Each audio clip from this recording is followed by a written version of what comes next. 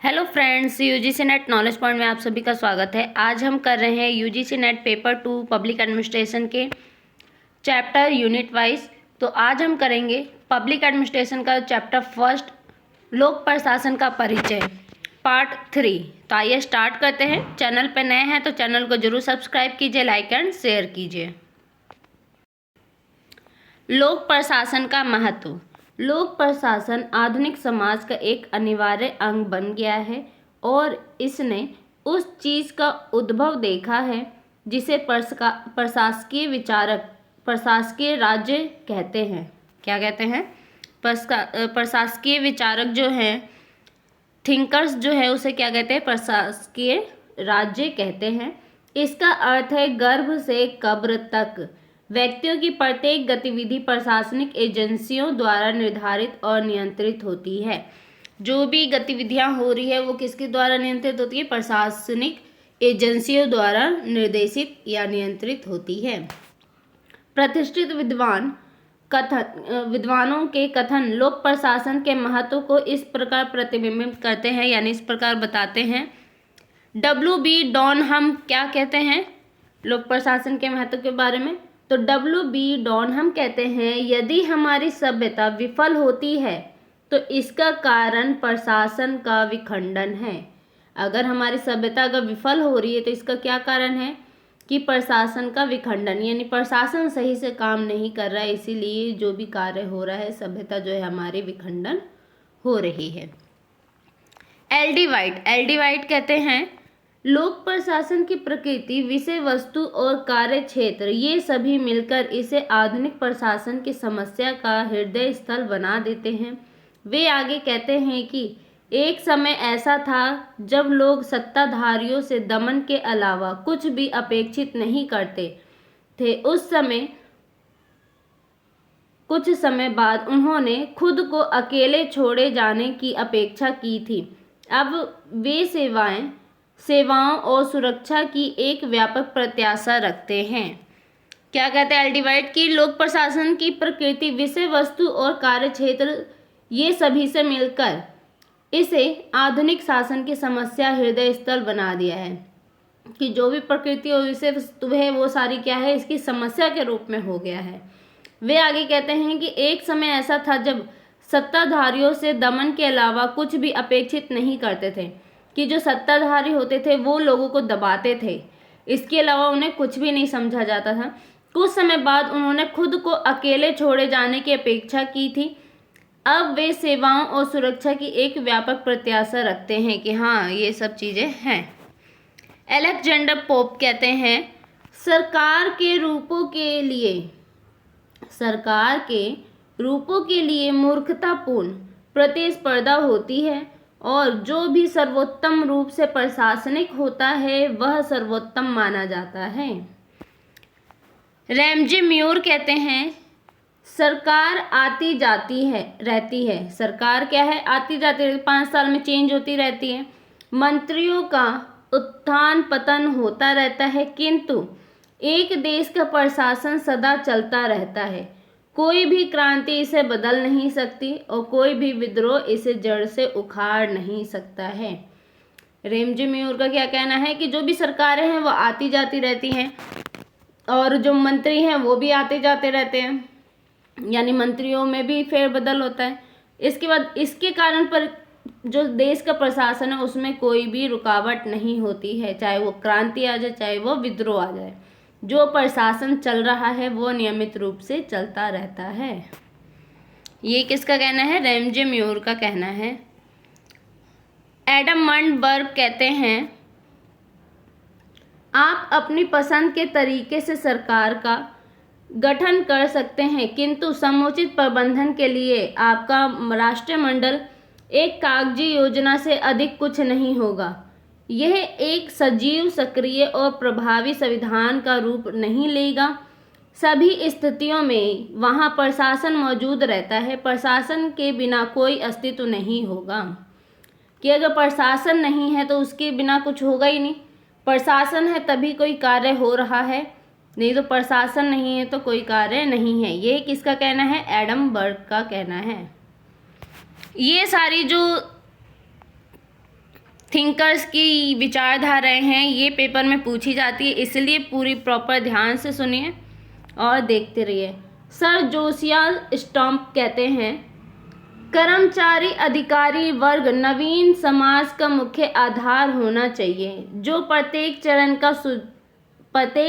पर सुझावित, प्रोत्साहित और परामर्शित करे। सर जोसियाल स्टॉम्प क्या कहते हैं कि कर्मचारी अधिकारी वर्ग नवीन समाज का मुख्य आधार होना चाहिए, जो प्रत्येक चरण पर सुझावित, प्रोत्साहित और परामर्शित करे, यानी उसको सुझाव, प्रोत्साहन सभी चीज़ें उसको दी जाए या वो करे। गेराल्ड कैडन कहते हैं, समाज राजनीतिक व्यवस्था पर अधिकाधिक निर्भर होता है। समाज किस पे निर्भर होता है? सबसे ज़्यादा व्यवस्था पे, राजनीतिक व्यवस्था पे, और राजनीतिक व्यवस्था की प्रशासनिक व्यवस्था पर निर्भरता बढ़ती जाती है। और जो राजनीतिक व्यवस्था है उनकी किस पे बढ़ती जाती है? प्रशासनिक व्यवस्था पे निर्भरता बढ़ती जाती है। हेनरी फ्योल क्या कहते हैं? प्रशासनिक प्रक्रिया सार्वभौमिक है। प्रशासनिक प्रक्रिया क्या है? सार्वभौमिक है, सभी के लिए है। पॉल पिगर्सन कहते हैं प्रशासन का मुख्य उद्देश्य समाज में यथास्थिति को बनाए रखना है। प्रशासन निम्नतम प्रयास और खतरे के साथ मौजूदा व्यवस्था को बनाए रखता है। इसका बुनियादी लक्ष्य नए और अपर्याप्त रास्तों को खोजने के बजाय मौजूदा व्यवस्था को जारी रखना है। प्रशासन मूलतः परंपराओं के रक्षक होते हैं। प्रशासन क्या होते हैं? जो परंपरा हमारी चली आ रही है उसके रक्षक होते हैं। ब्रुक एडम्स कहते हैं, प्रशासन एक महत्वपूर्ण मानवीय संकाय है, क्योंकि इसका मुख्य कार्य सामाजिक परिवर्तन का रास्ता साफ करना और सामाजिक क्रांति के स्रोतों को शांतिपूर्वक दबाना है। सी मेरियम कहते हैं, प्रशासन एक ऐसी मानव तकनीक का उद्भव है जो आदमी को उसके जटिल परिवेश के अनुकूल बनाती है। C.A. बेयर्ड कहते हैं, प्रशासन मौजूदा सभ्यता का विज्ञान है। प्रशासन के इस विषय से महत्वपूर्ण कोई नहीं। सभ्य सरकार का और मेरे विचार से सभ्यता तक का भविष्य भी ऐसे प्रशासन का विज्ञान, दर्शन और व्यवहार विकसित करने की हमारी क्षमता पर निर्भर करता है, जो एक सभ्य समाज की कार्यों को पूरा करने में सक्षम हो। M.E. डिमॉक कहते हैं, प्रशासन अब एक इतना विशाल क्षेत्र है कि प्रशासन का दर्शन जीवन का दर्शन बनने के करीब आ जाता है। ये पूछा गया था पेपर में। इन्होंने ये इनकी थिंकर की विचारधारा दे दी थी, जिसके बाद इन्होंने कहा था ये किसने कहा है। ऑडवे टेड कहते हैं, प्रशासन एक नैतिक कार्य और प्रशासक एक नैतिक अभिकर्ता है। क्या है? जो प्रशासन है वो नैतिक कार्य है और जो प्रशासक है वो क्या है? नैतिक अभिकर्ता है। शाब्दिक अर्थों में शहरी जीवन में हम में से अधिकांश प्रशासित करते या होते हुए जीते हैं, गतिशील होते और संपत्तिधारी होते हैं, या कम से कम प्रशासन से लाभ प्राप्त करने वाले होते हैं। डवाइट वाल्डो कहते हैं, लोक प्रशासन संस्कृति जटिलता का ही एक हिस्सा है और इस पर काम होता ही नहीं बल्कि ये खुद भी काम करता है। मनुष्य के कल्याण को अपना आदर्श बनाते हुए यह निश्चित रूप से एक महान रचनात्मक शक्ति है। पॉल एच एपलबी कहते हैं, प्रशासन सरकार का आधार है। कोई भी सरकार प्रशासन के बिना कायम नहीं रहती है। जो प्रशासन क्या है? सरकार का आधार है। इसके बिना कोई भी सरकार कायम नहीं हो सकती है। प्रशासन के बिना अगर यह अस्तित्व में रह भी पाती है तो यह एक विचार विमर्श सभा बन जाएगी। फेलिक्स ए नीग्रो कहते हैं, प्रशासन का असली मर्म जनता को दी जाने वाली बुनियादी सेवाएं हैं। जो भी जनता के लिए सेवाएं प्रदान की जा रही है वो किसके थ्रू होता है? प्रशासन के थ्रू। इसलिए प्रशासन का असली मर्म जनता को दी जाने वाली बुनियादी सेवाएं हैं। कौन कहते हैं? फेलिक्स से निग्रो। एच फाइनर कहते हैं आधुनिक सरकार की महत्वपूर्ण विशेषता उसकी सकारात्मक प्रकृति, यह मानवीय प्रयास के नैतिक और भौतिक पहलुओं की किसी भी शाखा को समेटने में शायद ही असफल होती है। राज्य हर जगह है, यह शायद ही कोई खाली जगह छोड़ता है। भूमिका के आयाम, डिमेंशंस ऑफ रोल। लोक प्रशासन की भूमिका और महत्ता का निम्न रूप से विश्लेषण किया जा सकता है। फर्स्ट पॉइंट है, चाहे राजतंत्र हो या लोकतंत्र, चीन जैसे कम्युनिस्ट देश में, किसी पूंजीवादी देश में यह सरकार की बुनियाद है। चाहे वो राजतंत्र हो या राजा का शासन हो, या चाहे वो लोकतंत्र हो, लोगों का शासन हो, उस जगह चीन जैसे कम्युनिस्ट देश में भी या पूंजीवादी देश में सरकार की बुनियाद है ये। सेकंड पॉइंट, यह राज्य द्वारा निर्धारित कानून, नीतियों और कार्यक्रमों को लागू करने का औजार है। जो भी राज्य कानून बनाता है और उसको लागू करता है, चाहे उसके लिए कार्यक्रम करता है, ये इसका मुख्य रूप है। थर्ड पॉइंट, खास तौर तीसरी दुनिया विकासशील देशों में यह सामाजिक बदलाव और आर्थिक विकास का औजार है जो सामाजिक जुड़ाव और राष्ट्र निर्माण की प्रक्रिया में कार्यशील है। फोर्थ पॉइंट, ये विशेष रूप से उपराष्ट्रवाद, वर्ग युद्धों आदि का सामना कर रहे विकासशील देशों में राष्ट्रीय एकीकरण का औजार है। फिफ्थ पॉइंट, यह जनता को विभिन्न प्रकार की सेवाएं जैसे शिक्षा, स्वास्थ्य, परिवहन आदि उपलब्ध कराने के लिए राज्य का औजार है। सिक्स्थ पॉइंट, यह समाज में एक महान स्थिरीकरण की शक्ति है, क्योंकि जब क्रांतियों, चुनावों या तख्ता पलटने जैसी क्रियाओं द्वारा सरकारें बदलती हैं तो यह निरंतरता प्रदान करती है। जेराल्ड कैडन अपनी लोकप्रिय पुस्तक the dynamic of public administration में कहते हैं, मौजूदा आधुनिक समाज में लोक प्रशासन के निम्न अहम भूमिकाएं अपना ली है। कौन कौन सी भूमिकाएं अपनाई गई है? पहला है नीति का संरक्षण, दूसरा स्थिरता और व्यवस्था को कायम रखना, तीसरा पॉइंट सामाजिक आर्थिक परिवर्तनों को संस्थागत रूपों में देना। ये जो पॉइंट है ये आपके लाइन वाइज आ जाते हैं जिसे आपको क्रमबद्ध करना होता है। विशाल स्तर की वाणिज्य सेवाओं का प्रबंधन, वृद्धि और आर्थिक विकास को सुनिश्चित करना, समाज के निर्बल वर्गों का संरक्षण, जनमत का निर्माण, लोक प्रशासन और राजनीतिक रुझानों को प्रभावित करना। ये आपके पॉइंट थे। अब क्या है? बढ़ता महत्व, लोक प्रशासन का बढ़ता महत्व।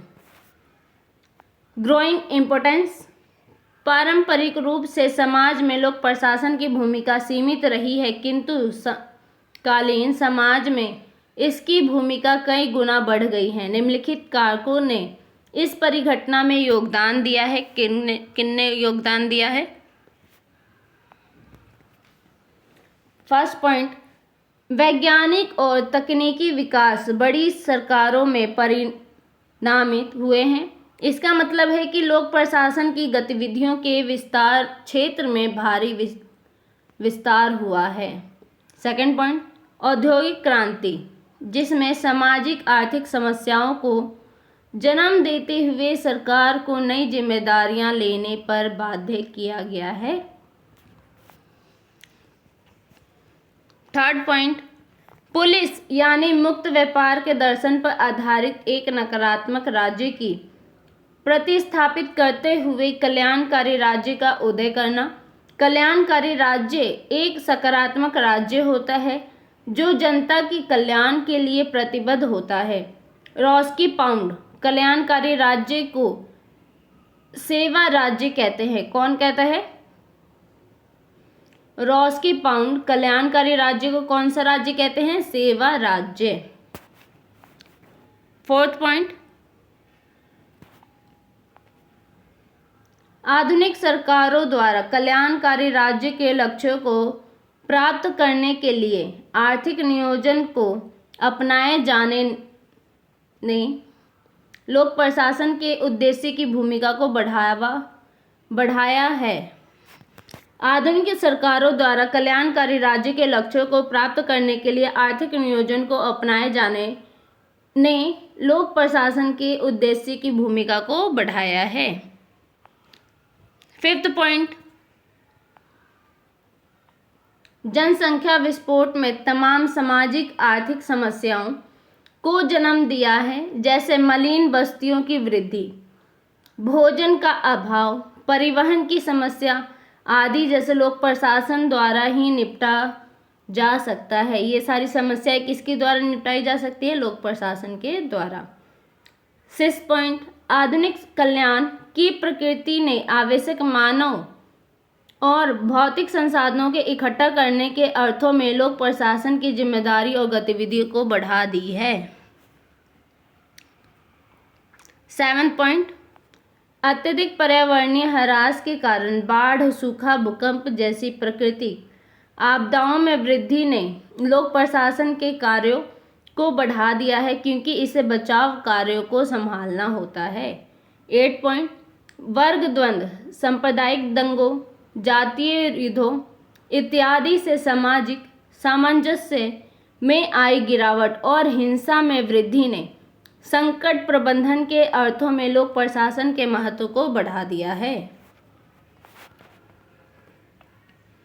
लेकिन आधुनिक कल्याणकारी राज्य के कार्यों की संख्या, विविधता और जटिलता में हुई है वृद्धि एक प्रशासनिक पिछड़ेपन में परिणामित हुई है। इसका अर्थ है आकांक्षाओं और प्रदर्शन में एक गंभीर असंतुलन का मौजूद रहना। इसका क्या अर्थ है?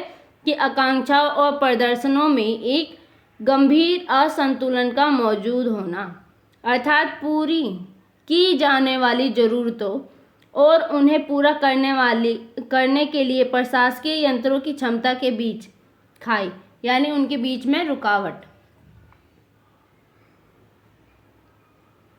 आवश्यकता इस बात की है कि प्रशासनिक विकास अर्थात संरचनागत, प्रक्रियागत, व्यवहारगत बदलावों के जरिए प्रशासनिक व्यवस्था की क्षमता में योग्यता की सुदृढ़ीकरण किया जाए। इसके अतिरिक्त निजीकरण की ओर बढ़ते झुकाव ने राज्य के आर्थिक कार्य के उद्देश्यों को भी घटाया है। कि निजीकरण के प्रति जो झुकाव है उसके कारण क्या हुआ है कि राज्य के आर्थिक कार्यों में उद्देश्य को घटा दिया है। इस अनुशासन का उद्भव और स्थिति। Evolution and status of the discipline.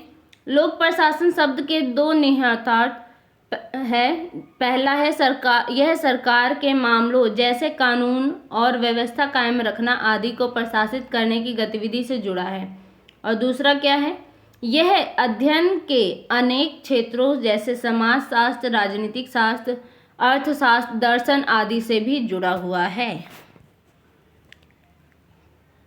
सरकारी गतिविधि के एक पहलू के रूप में लोक प्रशासन उतना ही पुराना है जितना कि राजनीतिक समाज, यानी राजनीतिक निर्णयकर्ताओं द्वारा निर्धारित उद्देश्य को प्राप्त करने के लिए यह राजनीतिक व्यवस्थाओं के साथ सह अस्तित्व कायम रखता है, किंतु एक व्यवस्थित अध्ययन के क्षेत्र के रूप में